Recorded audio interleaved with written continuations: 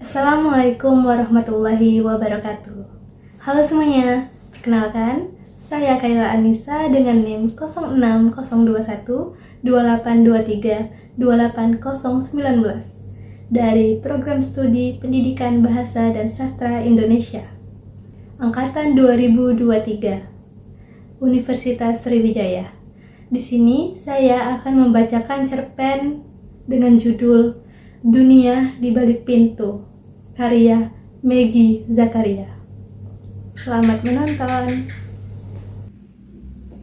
Dunia di Balik Pintu, karya Meggy Zakaria. Kesalahan bisa dimaafkan, tapi kenangannya yang tak pernah bisa dilupakan. Dunia ini memang sangat indah, tapi apalah artinya jika hidup penuh kepalsuan dan kemunafikan? Gelap, kata yang menyelimuti anak laki-laki 15 tahun itu. Anak laki-laki, atau bisa disebut seorang pemuda yang tak memberikan jejaknya pada dunia. Dia pemuda bayangan yang selalu sembunyi di balik pintu, tanpa terlihat, dengan diam-diam selalu mengintip dunia di celah jendela kamarnya. Dia pemuda sederhana dengan sejuta mimpi di lubuk hati yang selalu ia tuangkan melalui lantunan diksi dalam diari bisu, pencerita sisi-sisi dunianya. Raganya tegak sempurna, namun jiwanya lumpuh serapuh arang kertas yang runtuh tatkala tersentuh. Kejamnya dunia ini selalu menghantuinya, memenuhi ruang-ruang hati dengan ketakutan dan sayatan-sayatan luka tak berperban. Kepalsuan dunia selalu membuatnya bimbang, merasa terasingkan, hingga imajinasi menutupnya di sini. Di balik pintu dunia yang gelap, sendiri tak berteman, dialah Meggy. Malam ini menjadi malam terakhir bagi Desember. Malam di mana semua orang menantikan pergantian sang tahun. Sorak ria, suara trompet terdengar silih berganti dan menyatu laksana pentas paduan suara yang indah. Gemerlapnya lampu dan letusan kembang api membuat kota semakin meriah. Malam tahun baru itu dirayakan dengan ceria dan meriah. Semua bahagia, termasuk semesta yang turut hadir pada malam ini, kecuali Meggy. Seperti di tahun-tahun sebelumnya, pemuda itu kembali tak ambil bagian dari kegembiraan ini. Berasa memiliki dunianya sendiri. Ia akan lebih memilih duduk dan membaca cerita fantasi di kamarnya daripada berada di tengah keramaian bersama orang-orang dekat yang selalu mengasingkannya dan orang-orang asing yang sok dekat dengan maksud terselubung di otaknya. Tok tok tok. Suara ketukan pintu itu mengusik Meggy. Bukan sekali dua kali, tapi pintu itu sudah terketuk ribuan kali hari ini. Dan ketukan ini menjadi yang kelima kalinya dalam menit ini. Tahu siapa dan apa tujuan pintu itu diketuk, Meggy tak menggerakkan raganya sama sekali. Bahkan ia tak memiliki niat untuk membuka pintunya. Kedua bola matanya terfokus pada cerita di suatu kisah dalam novel miliknya. Tanpa tanggung-tanggung, dalam sekejap, ia masuk ke dalam imajinasinya, menjelajahi melalui diksi-diksi yang terukir dalam cetakan tebal berjudul Insidious. Preng! Suara vas pecah, membuat imajinasi Meggy terlempar kembali memasuki raga, membuatnya sekejap menatap cahaya hijau yang luntur menjadi gadis bergaun hijau, dengan sepatu kaca yang menyala, menyinari kegelapan kamar. Ups, salahku, ucap menatap gadis itu sambil membetulkan kembali vas yang pecah dengan tangannya. Entah mimpi apa yang Maggie alami, tapi ia benar-benar terkejut setengah mati melihat hal itu. Ia tak berhenti menatap gadis bergaun hijau tersenyum lebar yang terlihat menyeramkan baginya. Dengan melongo, Maggie melepas novel yang sedang ia baca, kemudian memundurkan langkahnya perlahan. Ia benar-benar pusing. Imajinasinya tak menggapai sosok itu. Dari sekian banyak goresan fiksi yang ia baca, baru kali ini ia menemui gadis bergaun hijau dengan sepatu kacanya. Bukannya seperti putri kaca Cinderella. Imajinasi Maggie justru nostalgia pada tokoh Tinkerbell yang selalu ia susuri petualangannya.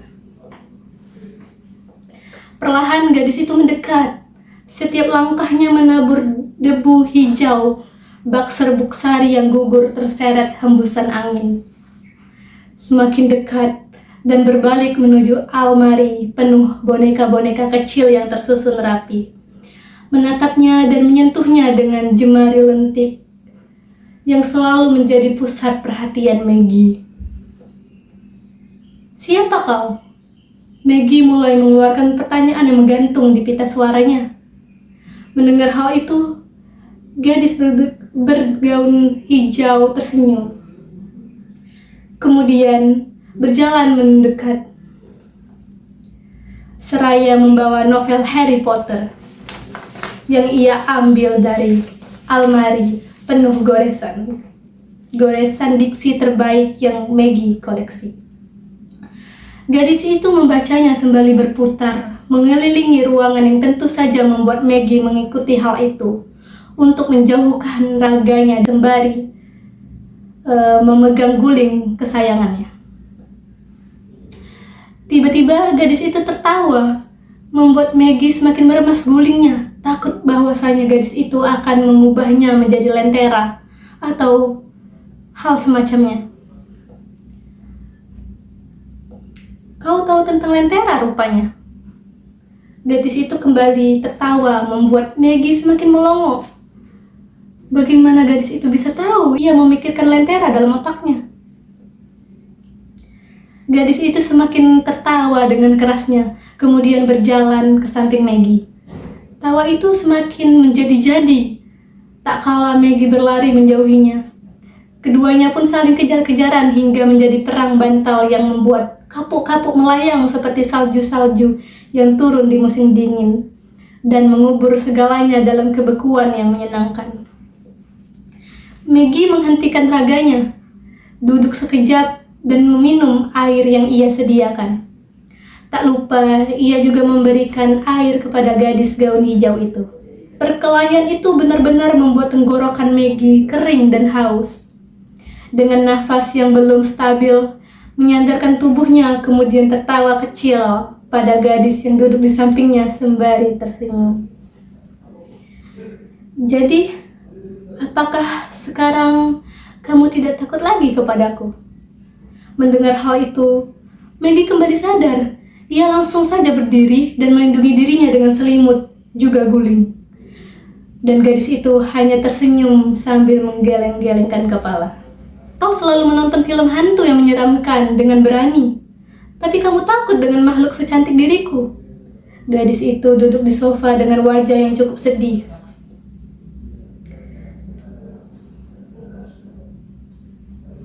Melihat hal itu, Maggie memberanikan diri, mengambil tisu dan melemparnya ke samping gadis yang sedih.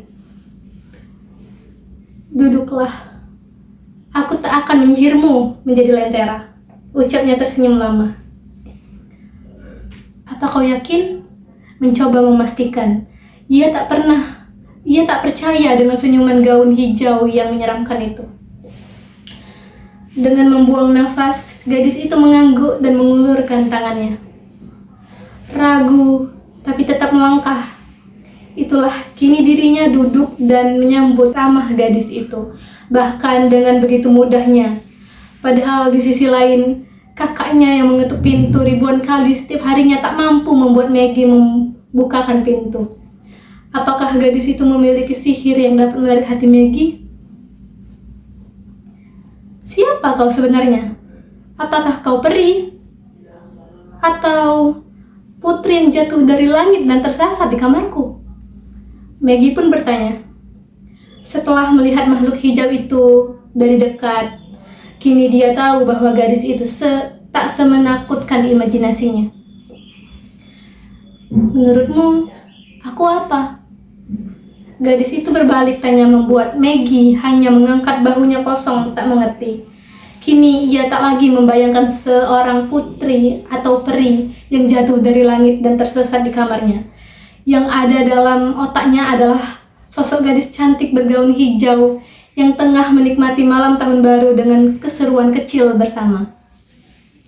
Meski penampilannya cukup aneh, tapi gadis itu tak seperti putri apalagi peri yang memainkan sihir. Aku Imaji, temanmu. Teman? Maggie terdiam mendengar kata teman keluar begitu indah dan dari bibir Imaji.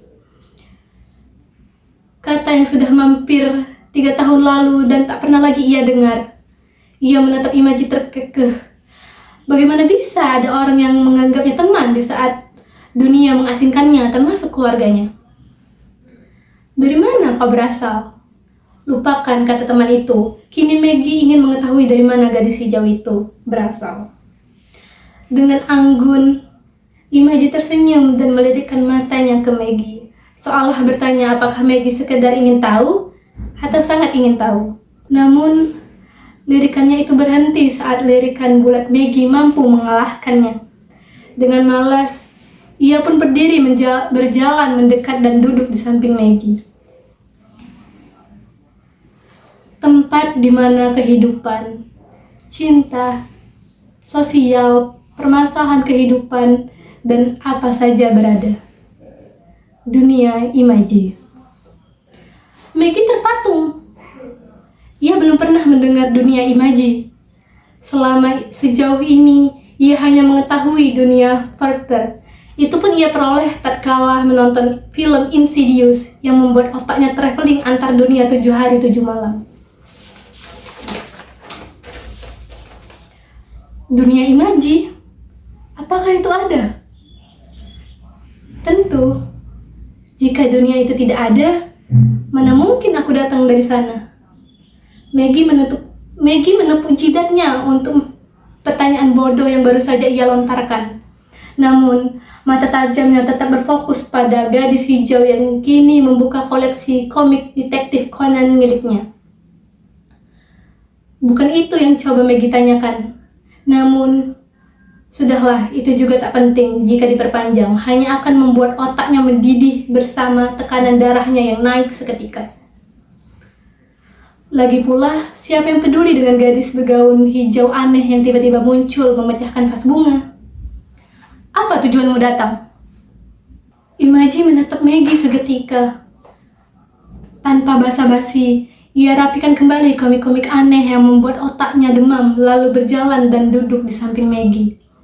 Dengan anggun, ia meletakkan telunjuknya di dahi Maggie, kemudian menggerakkan tangannya menuju arah jendela yang kini terbuka lebar.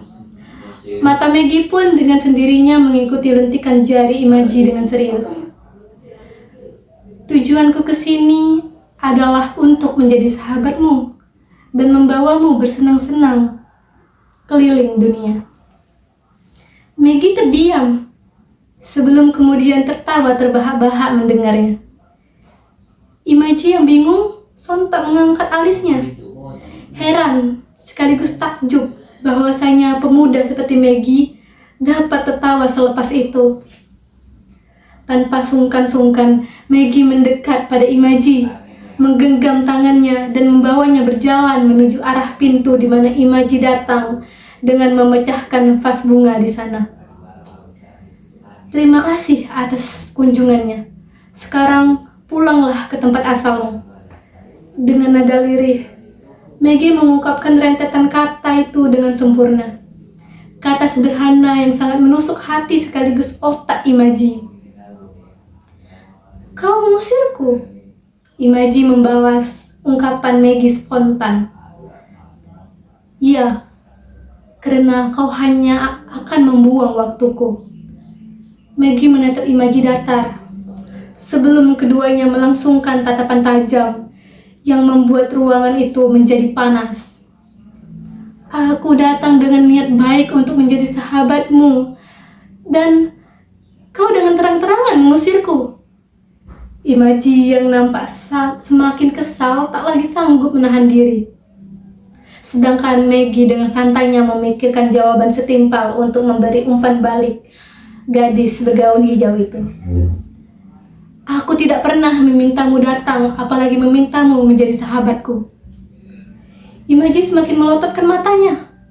Bagaimana bisa ada makhluk yang dengan tenang mengatakan hal sejahat itu? Dari sekian banyak anak yang sudah ia temui, baru kali ini ia menemukan sosok seperti Maggie yang berkepala batu dan tak berhati. Tidakkah kau berpikir sebelum berbicara? Bagaimana kata sekasar itu bisa tersimpan dalam otak dan melewati tenggorokanmu?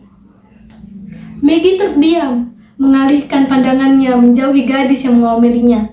Tak menghiraukannya, Maggie lebih memilih untuk duduk dan membaca novel yang baru saja ia pesan siang tadi.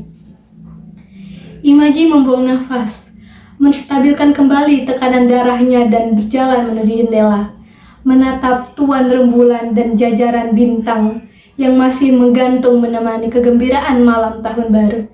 Matanya kini melihat ke bawah di mana kota yang cantik itu penuh dengan gemerlap lampu dan masyarakat bersukaria. Kini ia membalik pada pemuda yang duduk membaca novel, Maggie, yang sendiri dalam ruangan ini, terisolasi bersama sepi. Tidakkah kau ingin bahagia bersama mereka? Maksudku, kau pernah seperti mereka dan itu menyenangkan kan? Dengan lembut, Imaji mencoba kembali berkomunikasi dengan Maggie. Sesaat Maggie membiarkan otaknya membuka kenangan itu, meletakkan kembali pikirannya menyusuri kenangan itu.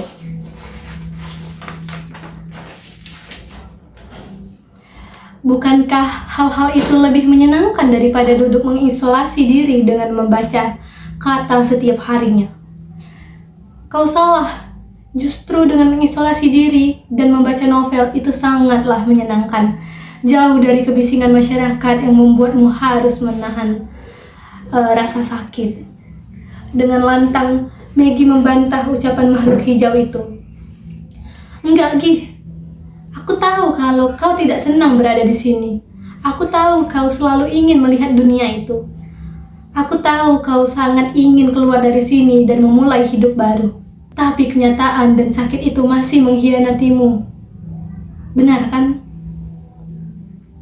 Imaji berjalan mendekat. Dengan senyum di wajahnya, ia mengulurkan tangannya, membuat Maggie harus terpatung dengan tatapan yang berkaca-kaca di kedua matanya. Ayo Gi, bersama-sama kita keluar dari dunia gelap ini. Kita bersama keluar dan kembali menyambut mentari. Maggie menggeleng membuang pandangannya menjauhi gadis itu. Pergilah. Usahamu akan sia-sia. Aku tak akan pergi dari tempat ini. Aku tak akan pergi tanpa kau. Imaji melototkan matanya, membuat Maggie harus menghela nafas panjang. Entah harus dengan bahasa apa lagi ia harus mengusir Imaji. Kenapa kau keras kepala? Ini urusanku. Kenapa kau yang repot? Karena aku tak mau kau kesepian di sini, Gi. Mendengar hal itu, Maggie terdiam, mencoba mengatur napasnya sembari menahan diri agar tidak menelan gadis di depannya itu. Kau tahu, kesepian itu jauh lebih menyenangkan daripada hidup dikelilingi banyak orang yang hanya penuh dengan kebohongan dan kemunafikan. Dan itu sebabnya aku lebih memilih duniaku sendiri di sini, jawab Maggie. Gi, tidak semua orang di dunia ini selalu berbohong dan munafik. Cobalah kau keluar dan kembali bergaul seperti dulu. Buat apa? Imaji terpatung mendengar jawaban singkat Maggie. Kini bukan lagi ia yang bicara, tetapi Maggie yang seolah menuangkan segala unek-unek yang ia pendam hampir 3 tahun ini. Melakukan kembali hal yang pernah membuat kita sakit. Bukankah itu sama dengan menyakiti diri sendiri? Hanya orang aneh yang mau melompat ke jurang yang sama. Itu gak akan terjadi, Gi. Aku jamin akan banyak orang yang mau menerimamu dan menjadi sahabatmu. Bagaimana aku bisa percaya? Maggie melemparkan tatapannya pada gadis yang duduk sembari menitikkan air mata. Ia tak tahu mengapa ia menangis, tapi melihat tetesan air mata membasahi pipi membuatnya juga menangis. Dan ingin mengusapnya. Sama halnya yang lain ini. Kali pertamanya ia kembali menangis bersedih melihat kesedihan orang. Ia bahkan tak percaya jika ia masih memiliki kelembutan hati untuk merasakan kesedihan. Di saat teman-teman dan sahabatku berdusta dan menyakitiku, termasuk keluargaku sendiri, bagaimana bisa aku percaya kepadamu? Dalam sekejap, kenangan dan sakit yang bertahun-tahun coba Maggie lupakan dalam hitungan detik kembali melintas. Meski hampir 3 tahun kejadian itu berlalu, namun hingga saat ini rasanya masih sakit. Kata dan tindakan jahat dari teman-teman dan keluarganya terputar jelas di otak. Seketika semua itu membuat tubuh Maggie gemetar hingga raganya tumbang dalam pelukan Imaji. Gi, dunia itu luas, dan yang kau alami hanya benih dari satu petualangan dunia. Masih banyak orang-orang baik di luar sana. Cobalah buka matamu. Biarlah yang terjadi menjadi kenangan dan cerita untuk masa depan kita. Jangan bebani langkahmu dengan masa lalu. Kau tahu, Gi, di balik pintu bertampal lembaran-lembaran memo harapan dari teman-teman kelasmu. Mereka menantimu untuk kembali bergabung dan tertawa bersama mereka kembali. Dan di sudut balik pintu ini ada kakakmu yang selalu mengetuk pintu ini ribuan kali. Maggie terdiam. Benarkah apa yang Imaji katakan? Perlahan, ia pun melangkah mendekati pintu itu. Pintu yang tak pernah ia buka meski selalu berbunyi ribuan kali. Pintu yang selalu membatasinya dari dunia luar. Pintu yang menjadi batas dunianya. Maggie menatap ruang kamarnya, yang tak terasa sudah hampir 3 tahun menjadi dunianya bersama ribuan novel dan komik yang ia koleksi. Ya, sangat singkat, hanya dengan membaca novel dan mengisolasi diri, tahun sudah kembali berganti. Mari kita tembus pintu ini. Imaji mengulurkan tangannya seraya tersenyum. Maggie yang masih dilema tak menanggapi Imaji. Ia hanya termenung menatap pintu itu. Kedua sisi kehidupan membuatnya bimbang di antara melangkah dan mundur. Itu hanya 2 pilihan, namun bagaikan dihadang 2 jurang setiap sisinya. Bagaimana jika di balik pintu itu ia akan kembali dihadang oleh keluarga dan sahabat-sahabatnya seperti dulu? Imaji menggenggam tangan Maggie erat, memaksanya untuk membuka pintu itu tanpa harus berpikir panjang. Maggie yang bimbang hanya mengiringi langkah Imaji, perlahan hingga telapak kakinya memberi jarak pada dunia. Dunianya yang gelap seketika berganti menjadi dunia penuh warna. Seperti yang Imaji katakan, pintu kamarnya yang penuh dengan memo dari teman-temannya, dan di balik pintu itu berdiri ibu, ayah, dan kakaknya yang menyambutnya dengan pelukan hangat. Terima kasih, Imaji. Tanpamu, aku tak akan berani melewati pintu ini, ucap Maggie tersenyum dan memeluk Imaji. Ini bukan karenaku, tapi karena hati dan kebaikan dirimu mengalahkan kegelapan. Maggie termenung menatap kaki Imaji yang perlahan tergantikan oleh serbuk hijau. Imaji yang heran melihat tingkah Maggie mengangkat kedua alisnya seolah bertanya, "Apa kau akan pergi?" Imaji tersenyum mendengar pertanyaan Maggie. Dengan tersenyum, ia melepas gelang dari pergelangan tangannya. Tidak ada yang abadi di dunia ini, Maggie. Dan tugasku sudah selesai. Ingatlah bahwa kau tak sendiri. Ada banyak orang yang peduli padamu. Kau hanya perlu melihat sisi lain agar menemukan kebahagiaan. Jangan menilai sesuatu hanya dengan satu sudut pandang, tapi pahami juga sudut lainnya. Tubuh Imaji benar-benar lenyap setelah ia memakaikan gelang di tangan Maggie. Gelang hijau yang sangat cantik sebagaimana wajah Imaji. Tok tok tok. Maggie menatap ke arah pintu yang terkunci, dan ia menatap sekeliling tempat di mana ia duduk dan membaca novel sebagaimana sebelumnya. Kamarnya, tempat di mana ia menjalani dunianya. Lalu, apakah Imaji itu hanyalah imajinasi? Atau bunga tidur? Maggie memegang kepalanya yang pusing hingga ia terkejut mendapati gelang di tangannya. Selesai. Halo, jadi saya akan menganalisis unsur intrinsik dan ekstrinsik serta apresiasi terhadap cerpen yang saya bacakan tadi. Pertama, saya akan menganalisis unsur intrinsiknya dulu, yaitu ada tema. Tema utama dalam cerpen ini adalah perjalanan menemukan keberanian dan harapan di tengah keterasingan atau kesepian sang tokoh utama dalam menghadapi pergulatan batin akibat trauma masa lalu yang membuatnya mengisolasi diri dari dunia luar. Melalui pertemuannya dengan sosok Imaji, ia akhirnya menemukan keberanian untuk keluar dari keterpurukan dan menerima kembali kehidupan sosialnya. Lalu, tokoh dan penokohan. Di cerpen yang saya bacakan tadi ada beberapa tokoh. Yang pertama itu ada Maggie, seorang pemuda berusia 15 tahun yang hidup dalam keterasingan, kesepian. Ia memiliki kepribadian yang tertutup dan takut untuk menghadapi dunia luar akibat pengalaman pahit di masa lalunya. Namun, di akhir cerita, ia mengalami perubahan karakter menjadi lebih berani dan menerima kembali kehidupannya. Yang kedua itu ada Imaji, sosok misterius bergaun hijau yang muncul di kamar Maggie. Ia memiliki karakter ceria, penuh semangat, dan bijaksana. Imaji bertindak sebagai pendorong perubahan dalam hidup Maggie, membantu Maggie mengatasi ketakutannya dan membuka diri kembali terhadap dunia luar.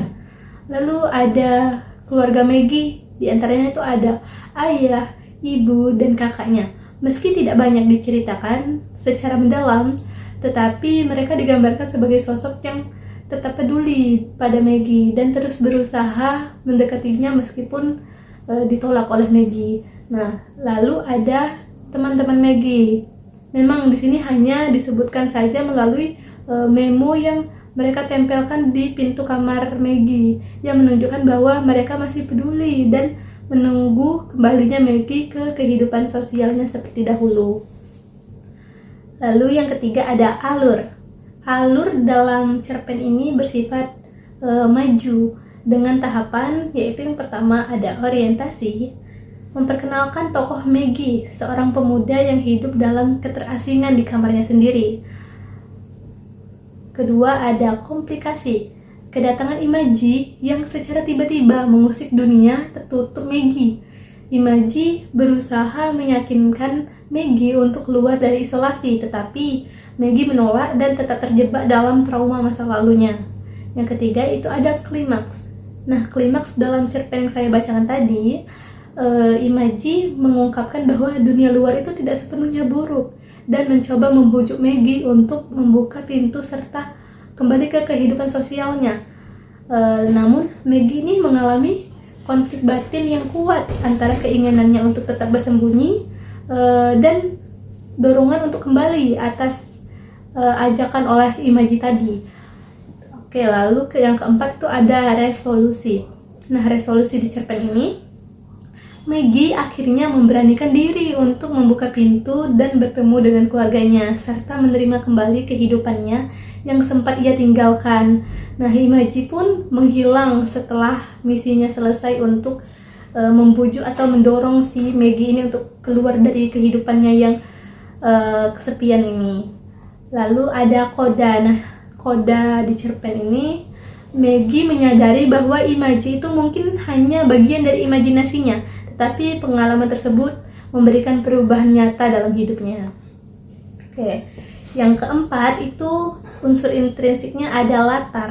Nah, latar tempat dalam cerpen ini, mayoritas cerita ini berlangsung di kamar Maggie yang menjadi simbol keterasingannya dari dunia luar. Ada juga latar kota yang gemerlap saat malam tahun baru yang berkontras dengan kesendirian Maggie. Latar waktu dalam cerpen ini malam pergantian tahun yang menjadi simbol transisi dan perubahan dalam hidup Maggie. Oke, lalu latar suasana. Awalnya cerpen ini tuh menggambarkan suasana kesepian, lalu kedatangan sosok Imaji yang membuat suasana di cerpen itu misterius, jadi misterius dan fantasi yang menciptakan ketegangan hingga akhirnya muncul momen suasana haru dan penuh harapan saat Maggie membuka pintu dan menerima kembali kehidupannya seperti semula.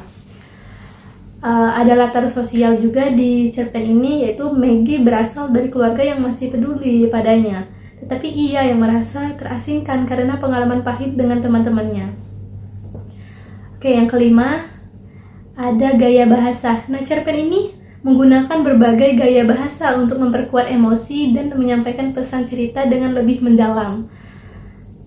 Di antaranya itu, yang pertama ada metafora atau perbandingan tidak langsung.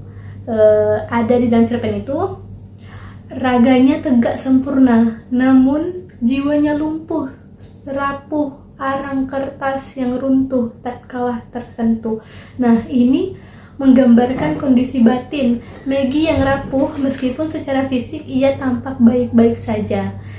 Lalu ada yang kedua, metafora ini yang terdapat di cerpen ini itu pintu yang menjadi batas dunianya yang tak terasa sudah hampir 3 tahun menjadi dunianya bersama ribuan novel dan komik yang ia koleksi. Nah, pintu di sini tuh menjadi metafora dari batas antara isolasi dan kehidupan sosial Maggie. Gaya bahasa yang kedua itu ada personifikasi yang memberikan sifat manusia pada benda mati. Nah, contohnya dalam cerpen ini, kejamnya dunia ini selalu menghantuinya, memenuhi ruang-ruang hati dengan ketakutan dan sayatan luka tak berperban. Nah, dunia di kalimat dalam cerpen ini menggambarkan seolah bisa menghantui dan melukai hati Maggie, memperkuat kesan penderitaan batinnya. Kedua, ada memo-memo harapan dari teman-temannya menempel di pintu, seolah berbisik memanggilnya kembali. Nah, memo yang ditempelkan itu digambarkan seperti makhluk hidup yang memiliki suara dan harapan yang memanggilnya kembali ke kehidupan Maggie awal. Oke, yang ketiga ada simile atau perbandingan langsung menggunakan kata seperti atau bagaikan dan juga bak. Yang pertama itu ada setiap langkahnya menabur debu hijau, bak serbu sari yang gugur terseret hembusan angin. Nah, Imaji di cerpen ini digambarkan memiliki keanggunan seperti sesuatu yang magis, memperkuat unsur fantasi dalam cerita. Yang kedua itu ada kapuk-kapuk melayang seperti salju yang turun di musim dingin dengan mengubur segalanya dalam kebekuan yang menyenangkan. Nah, perang bantal antara Maggie dan Imaji digambarkan secara indah, memberikan kesan kebebasan dan kesenangan sesaat. Lalu yang keempat itu ada hiperbola atau pelebihan untuk menekankan sesuatu. Contohnya, suara ketukan pintu itu mengusik Maggie. Bukan sekali 2 kali, pintu itu sudah terketuk ribuan kali hari ini. Nah, penggunaan kata ribuan kali adalah bentuk hiperbola untuk menunjukkan betapa sering kakaknya mencoba membujuk Maggie untuk keluar dari kamar. Lalu ada juga contohnya, ini kali pertamanya ia kembali menangis, bersedih melihat kesedihan orang. Menggambarkan perubahan besar dalam diri Maggie, di mana ia yang selama ini tertutup akhirnya mulai merasakan empati kembali. Nah kan di sini tadi dikatakan bahwa ini pertama kalinya ia kembali menangis. Nah itu memang menggambarkan perubahan yang besar dari dalam diri Maggie. Selanjutnya ada simbolisme atau penggunaan objek atau konsep untuk melambangkan sesuatu yang lebih dalam.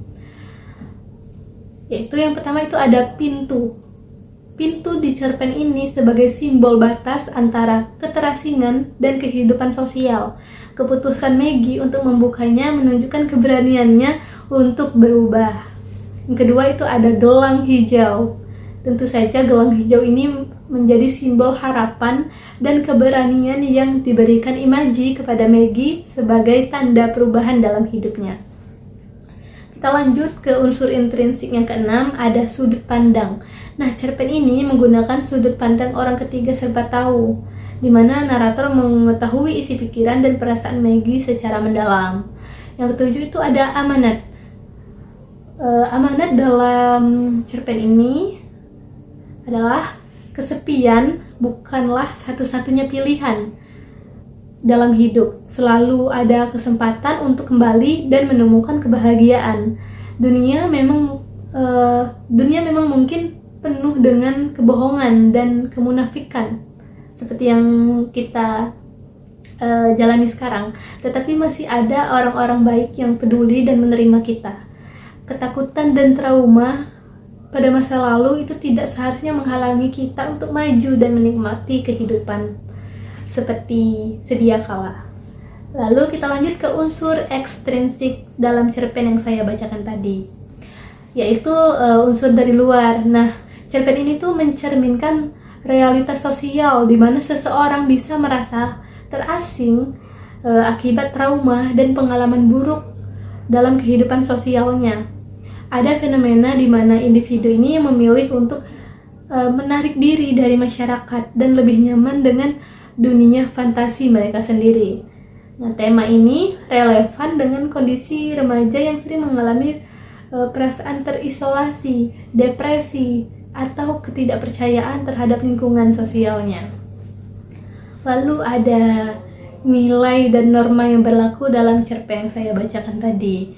Yang pertama itu ada nilai sosial. Nah, nilai sosial di cerpen ini menunjukkan keluarga dan teman memiliki peran penting dalam membantu seseorang keluar dari keterpurukan, kesedihan, kesepian, seperti itu.